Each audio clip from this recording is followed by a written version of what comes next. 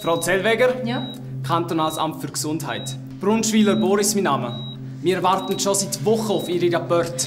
Ich habe noch keine Zeit gehabt. Patienten gehen vor, verstehen Sie? Die Rapporte sind wichtig, dass wir Konsequenzen haben, klar? Wir haben zu wenig Leute. Füllen Sie Ihre beschissenen Rapporte doch selber aus. Leiden Sie unter Stress?